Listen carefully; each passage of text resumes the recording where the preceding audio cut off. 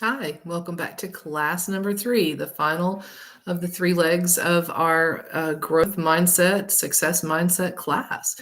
This is going to be dealing with the professional side of your life, whether you are a business owner, whether you work for someone else. This class is going to be relevant to you and your professional success. As you've come through the first class dealing with our general limiting beliefs and how to improve our our mindset in the physical part of our life. We've talked about relationships in the personal part of our life and how our limiting beliefs keep us from success there. Now we're going to take a look at the professional side and what we can do to improve that as well. The importance of mindset and self-awareness cannot be understated at this point, not only for your physical and your personal, but also for your professional life. As I said, whether you work for someone else or you work for yourself, these are tenets that are going to hold you in good stead. Now, why is self-awareness critical to your business or job? Well, they're a critical component to effective leadership. No matter what your job, you're going to have to develop an element of leadership, even if you are lower on the totem pole and you're not the guy in charge. Taking hold of this growth mindset and developing leadership skills is what's going to help propel you forward. Being self-aware allows you as a growing leader to understand both your strengths and your weaknesses, and you'll be able to recognize your emotions, how your reactions and emotions that drive them impact others around you. You'll be better able to make informed decisions. Pardon me. And so what we're going to take a look at is reframing those limiting beliefs. They're going to be some of the same limiting beliefs that you've already listed in the previous classes. Things like, I am not smart enough. I don't have as much education. I haven't been with the company as long.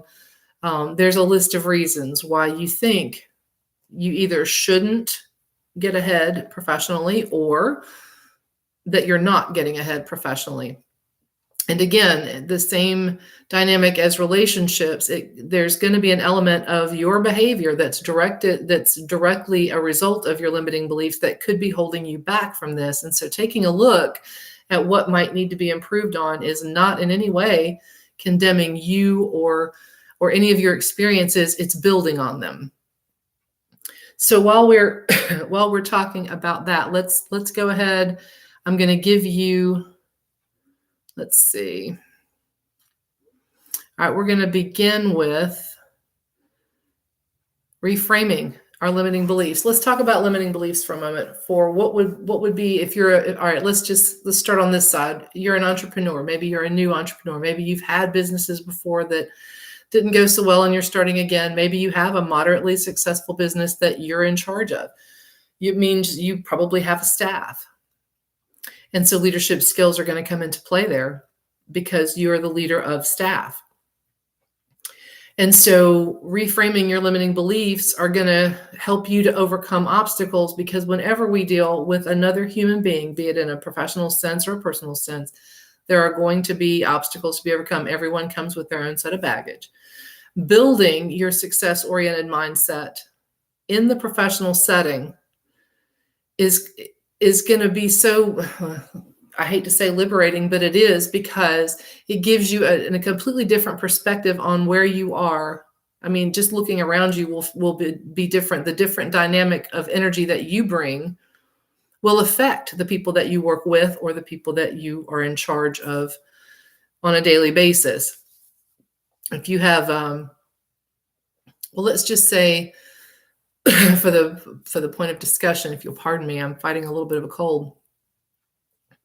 Let's just say that you have a thing about public speaking, no matter what, if it's a Zoom call, if it's something to do with a class that you're giving at work. Maybe you're the one that's supposed to be instructing on customer service, but standing up in front of people for any reason whatsoever and speaking, your brain says, oh, I can't do that.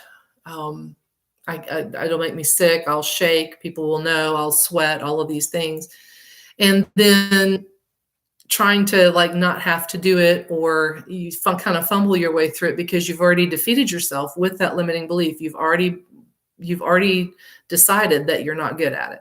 So rather than be stuck with that little tiny mindset, because your brain is going to make it happen. If you say, if I have to stand up and speak in front of people, I'll just collapse, I'll die, then that your brain will make sure that you have, explosive diarrhea or a migraine or something right before it's supposed to happen. It's happened to me, the headache part, plenty of times. But what if you reframed all of that belief that I just described by remembering, hey, last time I did this, I got through it just fine. And people ask questions at the end, or, I got good feedback from the bosses. Maybe you having to speak on a topic this time that you're not quite as passionate about, but a previous time that you stood up in front of people, even if it's not in maybe this is your first time doing something like that in a professional setting. Okay, but when have you done it outside of a professional setting? The whole point of standing up and speaking is to impart information and to be as engaging as possible.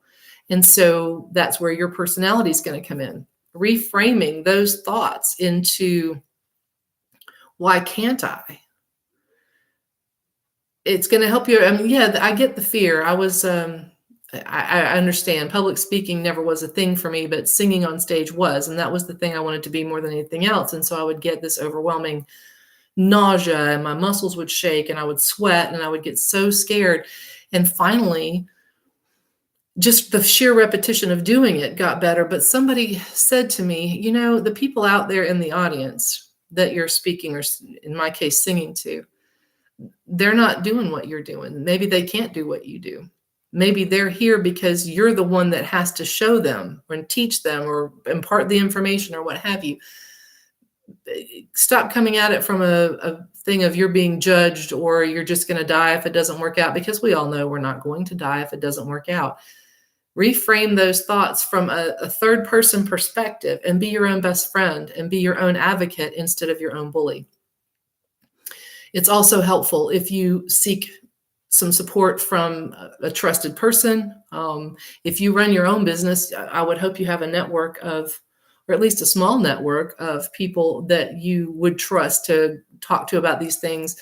Maybe you're looking to upscale your business, and sitting down with clients is something you haven't done in a while and you're a little nervous about how you're going to come off. Just getting with another professional in a trusted space where an exchange can happen can help you borrow the confidence to get that done, and then you're fine, and then you've got another win. That's the whole point of building the mindset, is that we stack the wins. We reframe our thoughts so that every time we do something, even if it's not perfect, we did it and we stack that win and we get better as we go. So rather than succumbing to that and just living in it, you can reframe it and actually talk to yourself. Self-talk, positive self-talk cannot be underrated at this point. If I haven't driven home, and maybe I haven't, the power of words, especially the words we use with ourselves, cannot be underrated at this point. I can't overstate it.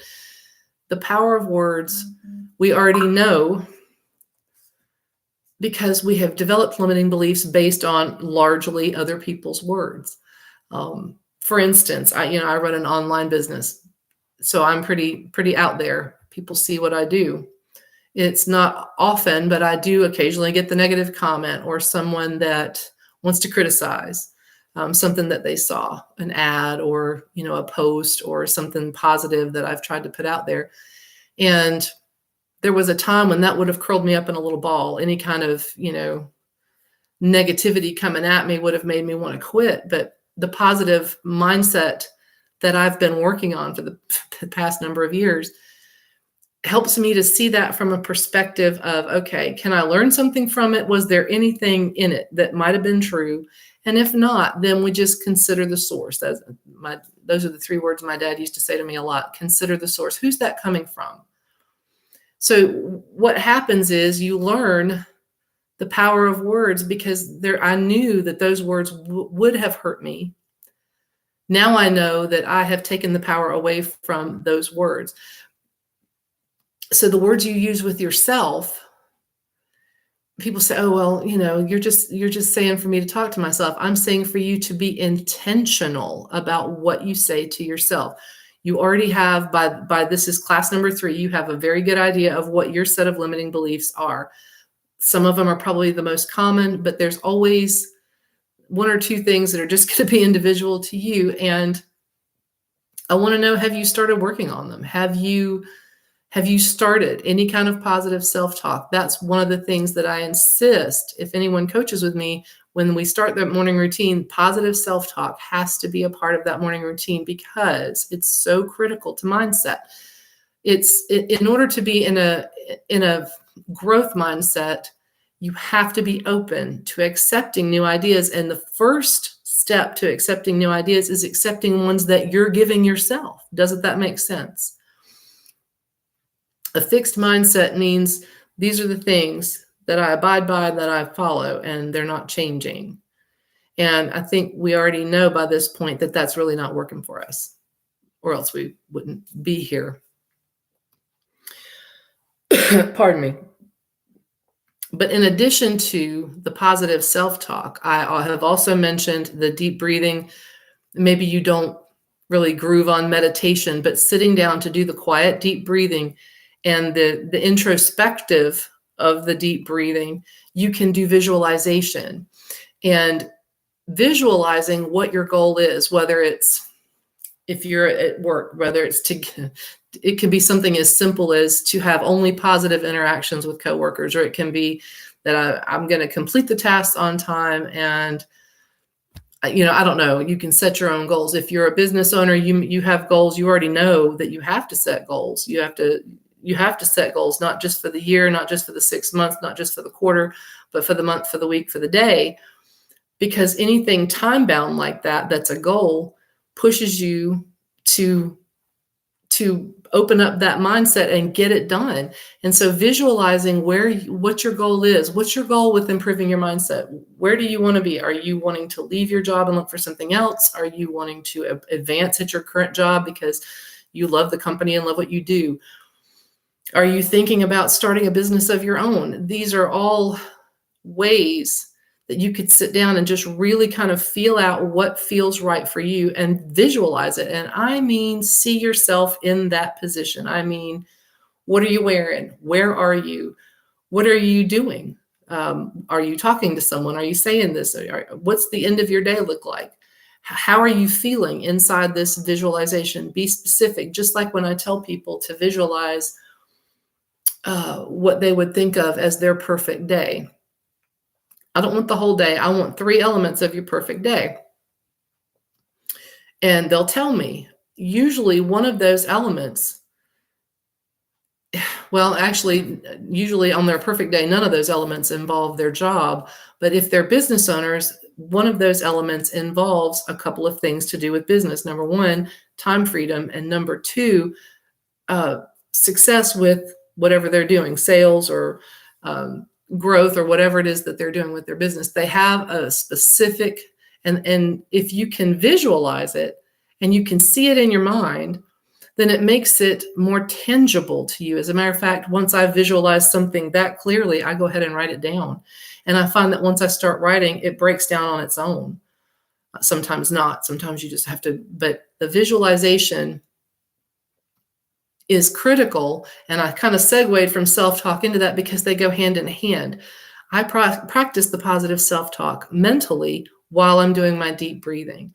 And it helps to kind of crystallize and really pull into focus what my goal is. Now, there's a lot of talk on the internet about setting goals and achieving goals. And here's the thing. You don't have to be, the ace of everything to be a goal setter, to be an achiever. Setting goals for yourself works whether you are a CEO, a housewife, if you work at Hardee's, whatever your job is, setting goals with a timeline that you want to complete them by. It doesn't matter what the tasks are, but completing them is stacking a win. It's a stacking of a good feeling, a positive, accomplished growth mindset feeling that's going to emanate out to everything else that you're doing. And I'm telling you, if you will sit with yourself, I don't recommend doing it while driving. I tried that once. Don't visualize while you're driving, because your mind's eye is what comes on, and that's what you're seeing, and you really need to be, obviously, looking at the road. But spend the time with yourself and do the self-talk while you're visualizing. It helps to reinforce the beliefs that you're installing. If it helps you to think of this as a software upgrade for the brain, I like to think of it kind of just as a brand new book that I get to write. But then, part of what I do is I'm a writer. But it will lead you to be more confident when you're taking on challenges and deciding the next goal and the next goal. So setting and achieving goals, that's when that starts happening, when you're setting goals and achieving them, that's when you are arriving in the success-oriented mindset. You define what you want to achieve, short-term or long-term, and then you make sure the goals are, and everybody hates this term, including me, the SMART goals. I guess it got drilled into me when I was in corporate America for so long. But however, it does work. The SMART goals are specific, measurable, attainable, relevant, and time-bound. If they're not specific, you're not going to get there. It's like, if you can't set a specific goal, then it's the same as, trying to find your way without your headlights on in the middle of the night. You're likely to get off track. So it has to be measurable. There is no point in setting or achieving a goal if you're not measuring progress, if you're not measuring what level of success you had with that goal. If it's not an attainable goal, then you're setting yourself up for failure. So you see where I'm going with this. Relevant means it has to be a goal that's in line with your, again, the alignment of your core, your beliefs, what you want to achieve.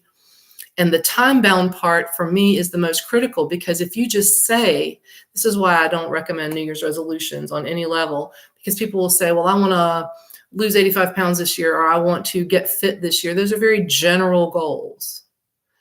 And this year is kind of a loose term. What would be the harm in saying, I want to lose 10 pounds a month and I'm going to check my progress in 90 days, or I want to reach this goal physically for my physical fitness by, in a month or 6 weeks or, whatever. By holding yourself to the time, you're much more likely to keep your motivation alive, to keep it going, so that you don't slough off at the end. And then at the end of the year in November, you're like, man, I said I was going to do this, and it hasn't happened because you kind of let go. Keeping yourself to a timeline is an intentional thing. Staying focused and persistent, even when you have obstacles. And here's the fun part of the success mindset. Obstacles will happen. They will no longer be the thing that crushes your day and brings it to a halt. Let's say an obstacle comes up and you're ticking along with the work or with whatever's supposed to be happening that day, and something throws a monkey wrench in everything. The success mindset, by definition, gives you a balance where you are already going to automatically just switch to solution mode and go around that obstacle and keep walking. Maybe the obstacle is there because it might be an opportunity, and you're going to look at it differently because you have built your success mindset. Let me give you an example. This is one this is a kind of a generic example that I kind of tweaked, that I found online in my research. Let's just say you work in marketing and you want to increase your company's social media presence and engagement with others. If you're the person that's doing that and not hiring it out to a marketing firm, then this, you're going to have to set the specific goals. What do you want to increase the number of, if you're counting followers on the company's Instagram account, or if you're counting however your metric works for that social media platform, whatever that platform is, how much of an increase do you expect to see, and when do you expect to see it? Why would that be attainable, and how am I going to go about it? Because it's attainable because I'm going to do these tasks in this order. And that creates itself a plan of action. And they're going to be creating supposedly new and creating engaging content and anything to interact with the followers, to get the business, much more presence and much more eyeballs on, what they're trying to accomplish with whatever that business is.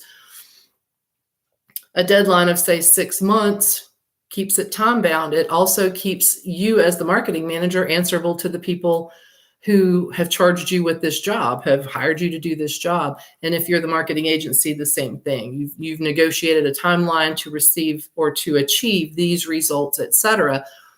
But by regularly monitoring your progress and keeping yourself focused on hitting the tasks on the timelines, that's how you achieve, and that's how you keep going. You've visualized where you want to be. You've determined what it's going to take to get there. And this is going to sound weird. You can actually apply this to your personal life as well. It sounds kind of clinical, but it actually does work. Your self-awareness and self-esteem. Let's give you a couple of tips there. I want to give you a couple of tips to keep that self-awareness going. You can get so involved in the details of life, in the details of job, that some of the things you're working on can kind of get lost in the mix because somebody came home from school sick, or your wife had this happen, or something happened with the house, and you know how life can throw these little things at you. And so you'll just put this on the back burner for a little bit, and I'll deal with all of this. And at the end of so many weeks or days or whatever, you've gotten off track. Reflect regularly is something that I found several different places on the internet worded just like that. But basically, this is not a moratorium. This is just set a time or a day. Like if you want to set a time on the weekend because it's the end of a week, reflect on what your thoughts are at the current moment. What are you thinking? What's the thought process? Have you gotten off track? How are you feeling about that? Check in with your emotions and kind of just flip back mentally through the week. Have I been on track with my emotions and my behavior? Because our mindset dictates our behavior. Have I gotten off track? Am I ticking along beautifully? Just a real quick kind of check-in with yourself. If you find something that you kind of, okay, I kind of dropped the ball there, or I fumbled a little bit, but I could do that better, but we'll just put that in the task for this week. It gives you a little bit more of an understanding of yourself, where you are in your process with regard to your goal setting and how you're interacting with the people around you in the professional setting. You're also going to want to seek feedback, not just from a mentor, or someone you directly report to, but also a colleague, someone relatable in your position, that you could get a little bit of a perspective. Maybe somebody that's mid-level, if you're mid-level management, somebody in a different job than you, maybe their company does something different, but some of the dynamic is the same, and you could get some third-party feedback from someone that you trust their opinion to tell you the truth, and you feel as though they'd give you a fresh perspective. Now, I'm not saying you go and ask their advice and then follow it, because most of us ask advice and never follow it. I'm saying taking into account a different perspective, even if you may or may not agree with the whole of that perspective, it's still an extra little bit of sunlight coming in the room to help you illuminate what's going on. And then, of course, practice your meditation, I call it your me time. It's your time to be very mindful of where you are in your head, in your self-talk, in your focus, your self-awareness. Just kind of have that. Make sure, especially if you've skipped a couple of days and you haven't taken the time. I know that it's difficult with busy families, but there is always time, even if it's just right before bed, or first thing in the morning. There's just that 5 minutes. 5 minutes is all you need. If you want more, take more. You can take up to 15 minutes, but 5 minutes is all you need. When you break down into being quiet, in fact, try this. Before you try the breathing and the visualizing, sit still and just don't talk and don't blink, don't look at social media, don't put your phones down, put everything down and be in a quiet place for 5 minutes. Set an alarm on your phone to go off. It's actually longer than you think. So it sounds like, oh, well, if I only have to do it for skip it, solid minutes, really set up for a good rest at night or for the next day's tasks. So these are things that are actionable that you can do towards getting your mindset in a more healthy place so that no matter what's going on at your job or at your business, whatever your professional life entails, that you are mentally prepared not only to handle yourself well, but to handle your interactions with others. You're able to execute goals and you feel more accomplished, right? You feel better about everything because you're approaching it from an I can perspective instead of I hope so, or I'm not sure, or what have you. You'll also be less engaged with how much or if people like you at work. That's a huge thing.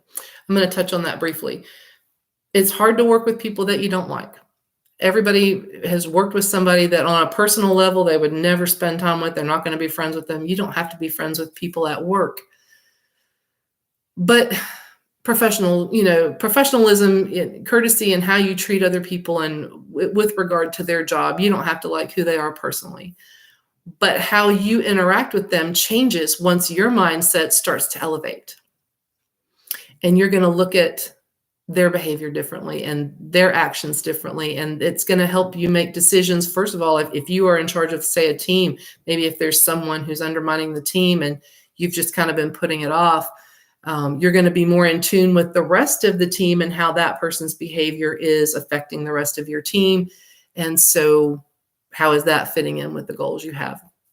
These are all things that are going to be beautiful, wonderful things that you'll actually, the last thing I just described happened to me at work, and I wasn't conscious of it till I was halfway through with the discussion I was having with my team. And I was so happy because I didn't consciously think I'm going to approach it this way. It just sort of happened. And that was a very good day. So the last thing I want you to remember is to prioritize your self-care. I can't preach this enough. It's not just an element of your physical life. It's not just an element of what you do for your body. Your self-care also includes your mental care. I like to set little rewards for myself, especially if I've had a challenging week and I've come through a challenging week and I've accomplished those things. What's my reward for the week? What am I working for?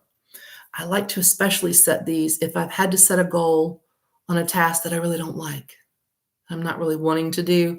I believe in setting rewards for yourself. And if your reward is a steak dinner, by all means. If your reward is a glass of wine and Netflix, please indulge yourself. Once it's important that self-care include rewards for achieving what you set out to do. And it doesn't matter if they're huge goals or small goals. If you've set them out and you've set the task and you've completed everything, you deserve to be rewarded for that. And I find, and I found this topic in Marissa Peer's teaching, that setting a reward for yourself is a motivator. It is something that you're telling yourself, especially if it's like ice cream or something you're going to be able to taste, that your body is going to go, oh yeah, well, let's get this done because I really want to go there. If you're going to go out for drinks with a friend or whatever that reward is for you. I know for me, I like chocolate.